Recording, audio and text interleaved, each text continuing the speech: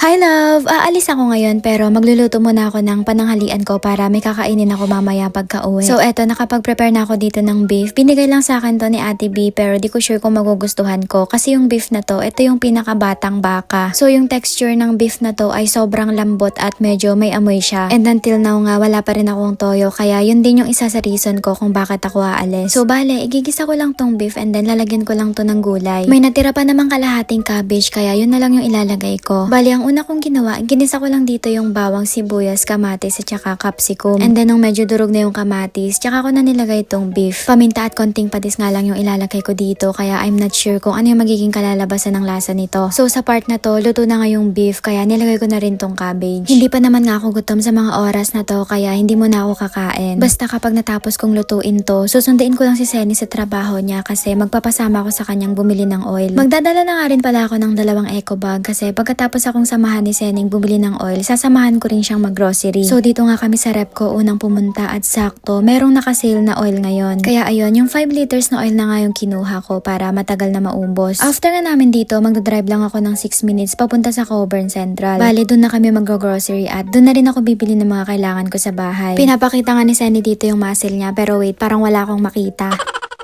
Pagkatapos ko nga magpasama kay Senny para bumili ng oil sa rep ko, nag-drive naman ako ng 6 minutes papunta dito sa Coburn Central. So bale, sa Woolies nga kami unang pupunta kasi dun yung pinakamaraming bibilhin ni Senny. Pagkakuha niya nga ng card, sinanitize niya lang to and then binigay niya na rin sa akin. Ako na nga yung nagtulak ng card papasok sa loob kasi siya, tinitignan niya yung mga nilista niya na kakailanganin niya sa bahay. So dito nga kami unang pumunta at ito nga yung pinakauna niyang binili. Bumili nga siya ng vitamins, iron ata yun. Nangihina na kasi siya kakatrabaho. Tapos kumuha rin siya sa isa sa pinaka-favorite at hilig niyang inumin. Isang kape nga lang yung kinuha niya kasi meron pa naman daw doon. And then ako, ayan, tamang tulak lang ng cart pero nagtitingin din ako baka meron akong kailangan sa bahay or sa sarili ko. Pagkatapos niya nga makuha yung kape na gusto niya, bumili nga rin kami ng 2 tig 24 pieces na tubig. Kumuha nga rin siya dito ng isang toyo at 2 kilong asukal. And then ayan, kumuha lang ako dito ng isang pack ng tampons. Itatry ko lang to kung okay ba siya gamitin. Tapos kakapansin ko lang ngayon sa video na super pala yung nakuha kong size kaya medyo masakit talaga yan gamitin.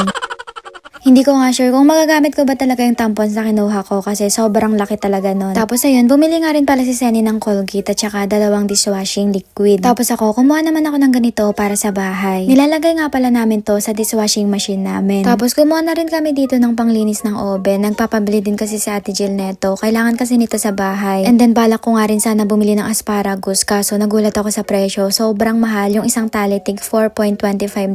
Kaya ayun, hindi na ako kumuha at dumiretso na kami dito sa scanner. Pagkatapos nga namin mamili sa Woolies, pumunta naman kami dito sa Aldi para bumili ng mga fabric conditioner kasi dito yung mga mas mura. Bumili nga lang kami ng 4 na pirasong fabric conditioner tapos si Senny bumili na rin ng 1 dosenang itlog. Nga pala, kapag bumibili kayo ng itlog, dapat chine-check nyo rin. Kasi minsan hindi mo talaga ina-expect na may makuha kang sira. So ang ginagawa nga ni Senny para i-check yung itlog ay ginagalaw niya to lahat. Tapos kapag may hindi gumalaw or kapag may dumikit na itlog dun sa mismong karton, meaning nun sira yun or bitak siya. So pagkatapos naman namin mabili yung mga kailangan namin dito, pumunta naman kami dito sa Big W kasi may bibilin ulit dito si Senny. Bibili nga daw siya dito ng 3 packaging tape para sa ipapadala niyang balikbayan sa Pinas. Lagi kasi siyang nauubusan ng ganito kaya 3 na yung binili niya ngayon. Medyo malayo din kasi yung bilihan dito at minsan lang din kami nakakalabas kapag day off namin pareho. Pagkatapos naman namin bumili ng 3 packaging tape sa Big W, dumaan naman dito saglit si Senny sa Coles. Pumunta lang siya dito para tignan kung meron bang half price na soft drinks. And then sa tansya ko nga kanina kaya siya natagalan kasi dinagdagan niya rin ng 1 piraso yung toyo na binili namin kanina. So yung soft drinks ngang binili niya ay Mountain Dew tapos yung toyo naman ay Silver Swan. So pagkatapos nga namin mabili lahat ng mga kailangan namin sa bahay, pumunta na rin kami dito sa car park para ayusin yung mga pinamili namin. At habang inaayos nga ni Senny sa car yung mga pinamili namin, binalik ko na nga rin tong cart and then umuwi na rin kami.